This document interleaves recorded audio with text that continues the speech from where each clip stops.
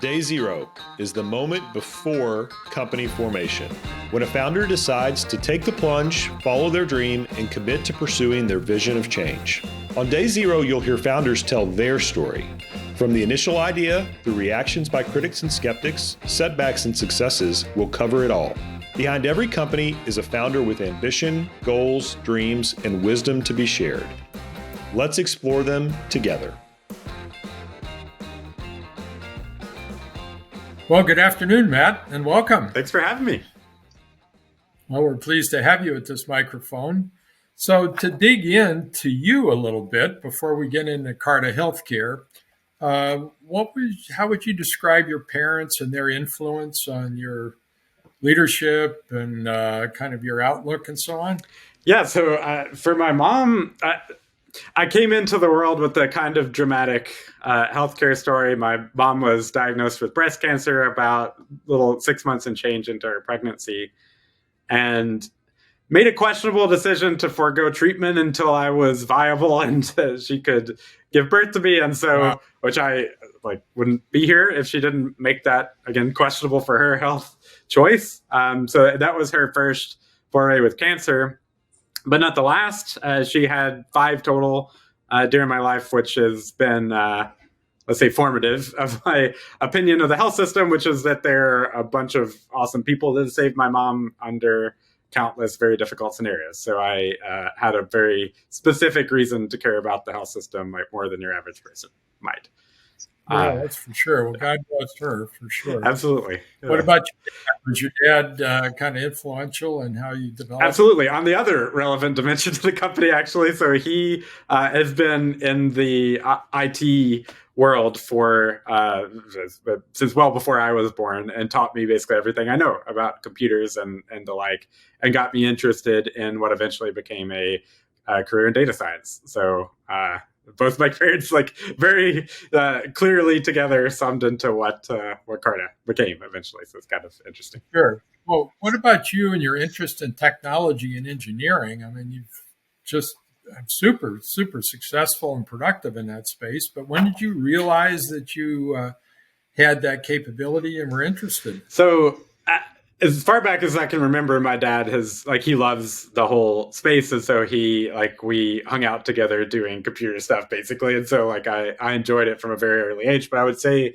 when I knew that was going to be a very specific part of my career, the first business I ever started actually was when I was 14. It was a computer repair business. And I really enjoyed doing that. And so that gave me a lot of knowledge about how everything worked, and served me very well in everything else that I did. Well, was there a point at which you realized you were interested in entrepreneurism and starting companies, or did that just evolve? That really just evolved. Mostly, I think in many ways it's an irrational thing almost always to start a company. It's stressful. And often if you are good enough to do that, you're good enough to go get a nice relaxing job somewhere else. So, I think for me, the reason to do it was always there wasn't anybody working on something that I thought was really valuable and important to work on. And Carta is no exception to that. If there was somebody else working on it, probably would have joined their team, but there isn't anybody else doing it. So here we are, Yeah. Well, tell us about Carta Healthcare then. Yeah, so we built technology to help remove the overburdening of administrivia in healthcare, basically. The technology, the core thesis of it is that you can use really awesome new AI technologies to solve problems that historically people had to solve with elbow grease, like going and filling out forms, for instance. So really our mission is to make it so that docs and nurses can be docs and nurses and not administrative folks filling out forms. Mm-hmm. Well, a noble goal for sure. Yeah. Well, what about the name Carta Healthcare? I can kind of guess, but share with us where the name came from. Yeah, so a key backstory to understand about this is that the docs and nurses aren't filling out these forms for no reason. They're very valuable because what they're doing is documenting what has happened to the patient during their interaction with the health system, which then the health system uses in the future to learn from. And so at the end of the day, what you're doing is mapping out the patient's journey. That's what it's for. And that's where Carta came from. So we were brainstorming sort of alternative, nicer sounding names to map. And that's where Carta came from. So it's all about mapping the patient's journey and learning from it. I mean, I think that's awesome, actually. So what were the steps that led to founding you and your co-founders? Yeah. So my backstory, there's sort of a gap that I didn't explain at the very beginning. I did sort of technical things for a long time.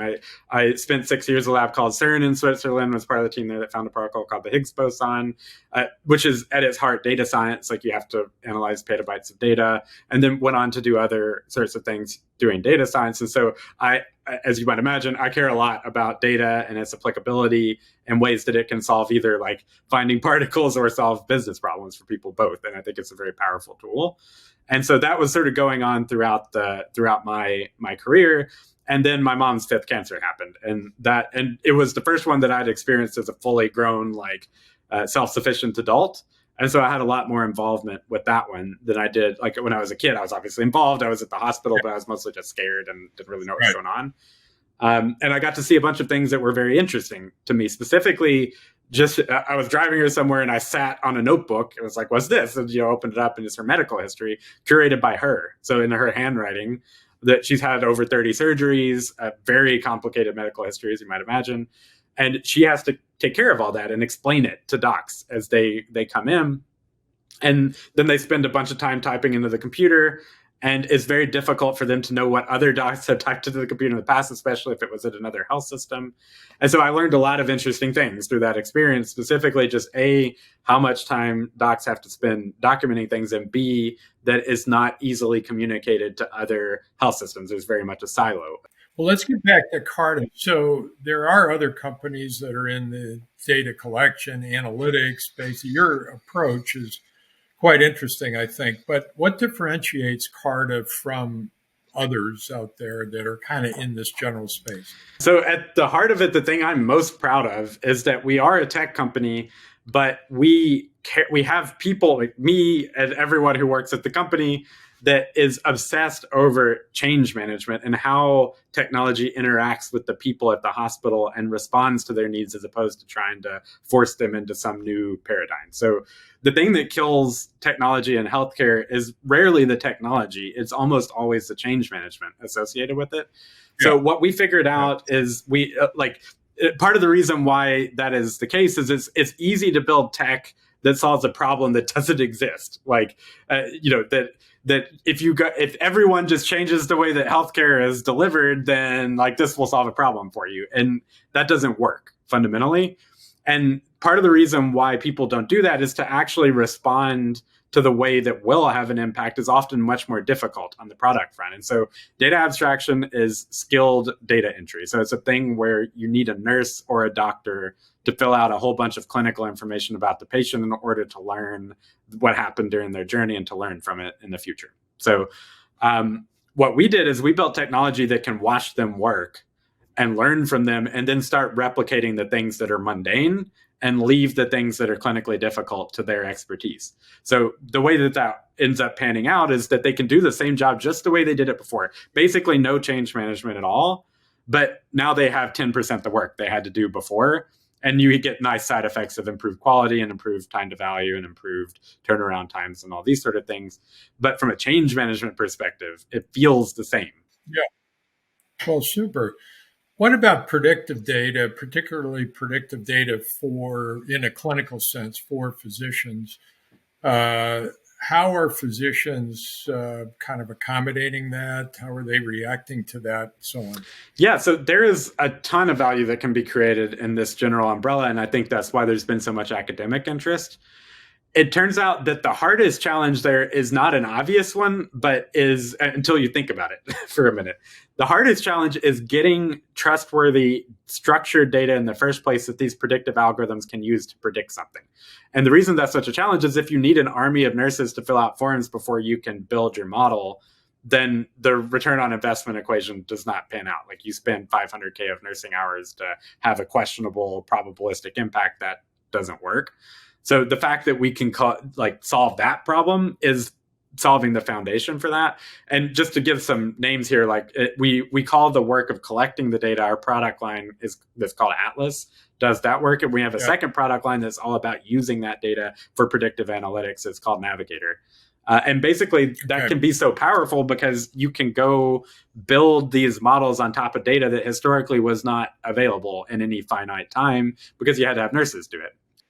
Matt, what about the economics or the financial data? How do you gather those data, and how do you kind of plug them into your models? For the Atlas related thing, it's all about time. So we can say like, hey, you and your staff spent X time before, and with us, you spent Y time, and where that's substantially less. And so the financials are like, time is money. back to that. In a lot of cases, it's measuring time for people because that is such a finite resource at this point in history in the health system. And that's the thing that dominates the cost basis for hospitals is people's time. So time, financial data to productivity numbers is really that's the route that is the easiest to measure and is the highest impact in many cases.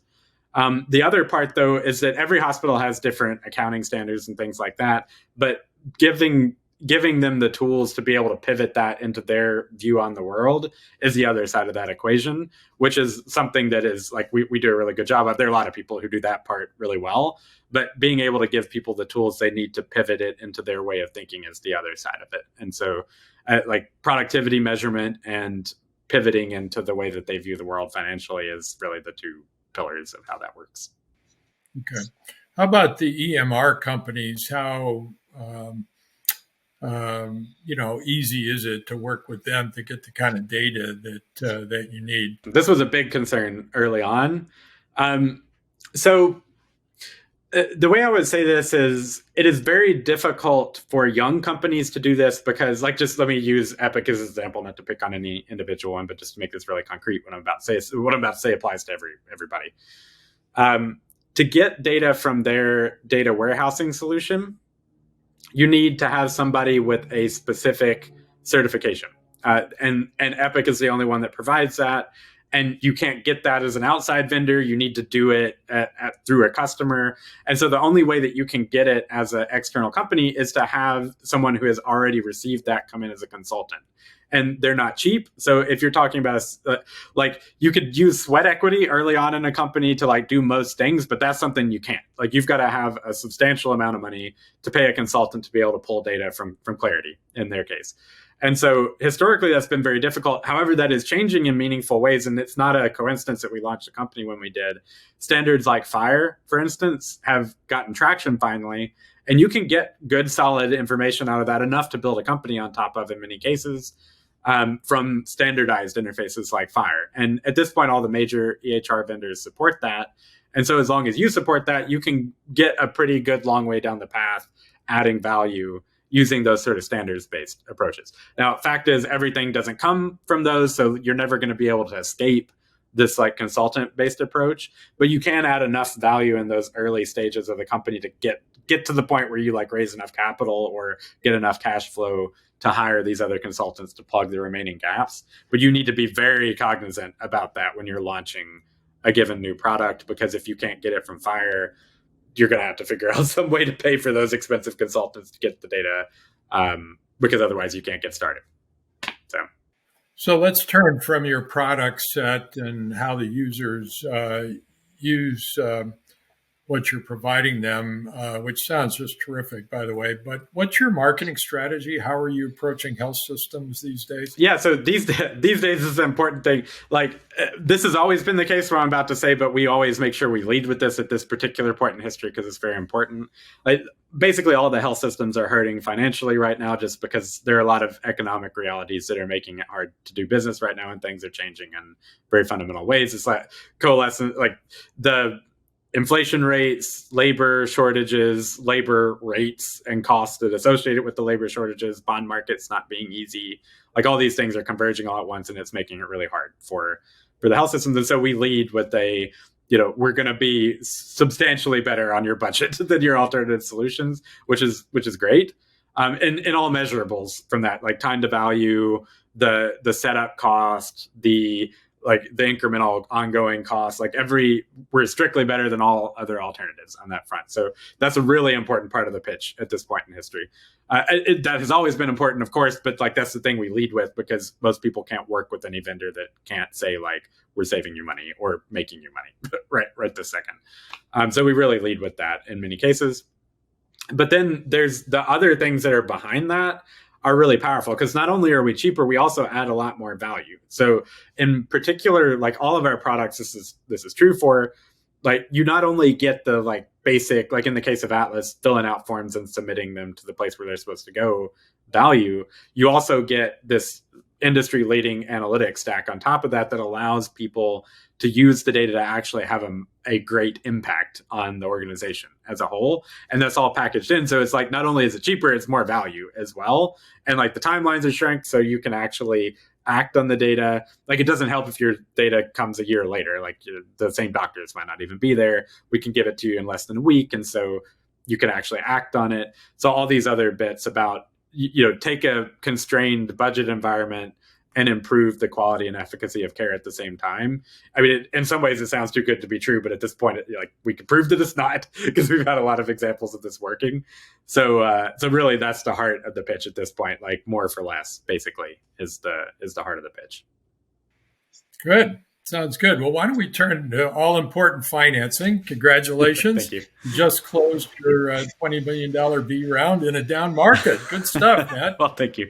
Yeah, it was, I would say it was nerve-wracking from the macro scale, but in retrospect, like it happened at we didn't have to struggle too much on it, mostly because the business fundamentals have been really good. And while it took a little longer than I would have liked, it didn't like take that. It wasn't that bad, but it was mostly just because I think we're at a really good spot right now generally. So, but it was scary from just watching everything get set on fire. It's like, well, I'm gonna have to go like jump into this forest that's on fire. Was not a great feeling.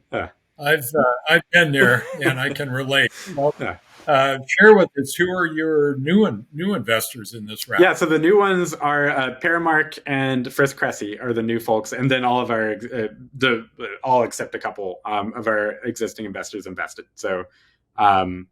And I'm very excited about both of them. Paramark brings international experience about the healthcare market. They brought several companies public outside of the U.S. In exactly that space we're operating in. So that's been awesome. And then Frisk Cressy has super deep expertise in the U.S. market and has already been super helpful to us as well. So just both. It couldn't have worked out better, honestly. Like, looking back, we're really excited that it worked out as it did. Well, that's great for sure. What about the next round? I don't want to look too far down the road, but what are you thinking about in terms of timing of your next round? Yeah, so the good news business-wise for us with this financing is that it's going to pretty comfortably get us to the point where we're just fully profitable, positive EBITDA, sort of profitable. So because of that, that means we get to kind of pick when we want to do that, and that means we're going to wait until the market comes back. So we're not going to need it imminently to continue to exist. But obviously we want to invest as much as possible in growth. So we're going to do that when the market comes back is kind of the answer. Yeah. By that point, it's going to be we'll be able to raise on all of our KPI. We already basically could do that. We're just going to wait and see what the market does. Is the short answer, because it's kind of hard to predict that right now, as you might imagine. So we'll see. Okay, well, let's turn from financing then to you as an entrepreneur. And you've been an entrepreneur and you've worked not being an entrepreneur. But what characteristics do you think really signify a top-level entrepreneur? I would say, well, tenacity would be the top one for sure. Like, especially when you're young, the market is the market. It does its thing and you have no control over it. And sometimes it just sideswipes you in ways that have nothing that you never could have foreseen. And just things will appear out of nowhere and you need to learn to just take them in stride and plow through it. I think that's the biggest one that I would say. Like in our case, we sell into healthcare, and what happened to us? COVID, this new, all the health systems are being set on fire. There's some other things early on. You can't foresee these things. It's impossible. So, being able to just be okay, we're going to take the next best step that we have available to us consistently and not get depressed when these things happen is really important. So I would say that's the top one. And the other one is like, I think this isn't a prerequisite, but it is a predictor of how happy you're going to be working in it, is that you should, like, I think it's a huge advantage if you genuinely care about the mission of what you're doing. Like that's gotten us through some rough times. Like at the end of the day, our mission is like, let's let docs and nurses be docs and nurses. And I feel very strongly about that. And if we solve that in the way that we're doing it now and succeed in scaling this, then also as a side effect, my mom's story will never have to recur. Like people will know what has happened to their patients, and that's good for everyone. And I like us, my co-founding team, like everybody cares about this, and that's what brings them here. And so I think really just caring about what you're working on is the other most important thing, because we very much do, and it gets you through rough times. So between tenacity and that is like you could have a really strong and wonderful experience of it. Otherwise, it can get really rough, I think. Well, why don't we build on that with the following question? And we do appreciate your time here. This has been a terrific interview, Matt. But I'm sure there's all kinds of young people that come up and say, hey, Matt, I'm thinking about being an entrepreneur or starting this company, or I've got this idea. What kind of advice do you give them, Matt? So as a warning to anyone who comes up to me, this, the first thing I ask is, are you sure about that, basically, or something? Like, do you have another option? Because I think generally, like back to the mission thing, like if there was somebody out there who was executing on the strategy that we're doing now, I would have joined them. And that's like, it doesn't matter if they're big, small, whatever. Like that's the thing I want to work on. I would have gone and joined them, because just the fact is the vast majority of startups, depending on who you want to ask, like order 90% of startups are going to fail. And I don't think like a lot of entrepreneurs don't realize that, like don't in their soul realize what that means. It's like, and the thing is, I mean, like people and everyone feels like, hey, I'm just going to figure out a way to not fail in this case, right? And in a lot of cases, you get sideswiped and you have no control over it. Like and people like feeling that in their soul is the first bit of advice that I would give to people, because if you don't have those first things that I mentioned, then it's going to be an emotional roller coaster that is not worth investing in if you don't have which is why those are the things I feel like are most important: conviction and tenacity, basically. So that's the first thing that I'll always say. And then I just try to make sure that people understand it. If they do, then the next bit of advice is sell now. Like I have a predominant, like engineers, like engineering technical co-founders are the ones that I get like have the most interactions with, just because of my background. And there are a lot of questions about like, how do you pivot into, being a business person, basically. And so the most important advice, and what I'm about to say is true for everyone, but especially true for anybody who's been an engineer and is thinking about starting a company, is start selling. Don't even write any software yet. It's irrelevant. It's not going to predict your success. Like right now, the world is so far behind the cutting edge of what technology could do that if we didn't write another line of code out there, like you could have very successful startups for decades to come. Like the hard part is finding people who have a need that you can address and have money for it. And if you can't find those two things, it doesn't matter how good your idea is, how great your software is, you're not going to have a business. And I think a lot of engineers don't, again, back to like feeling that in their soul, they haven't had a need to feel that before because they never had like a sales quota or what have you. And so just focusing on that and only caring about that for the first like year and a half of the company, let's say, is really essential. Matt, I think that's incredibly invaluable advice. And it's not just engineers, given my experience, by the way. I think that's generally a problem. But at any rate, terrific interview. Thanks so much. Carta's just got a great mission, and plenty good luck to you to make that truly successful over time. Well, thanks so much for having me. It was really great to talk to you. Thanks, Matt. Thank you.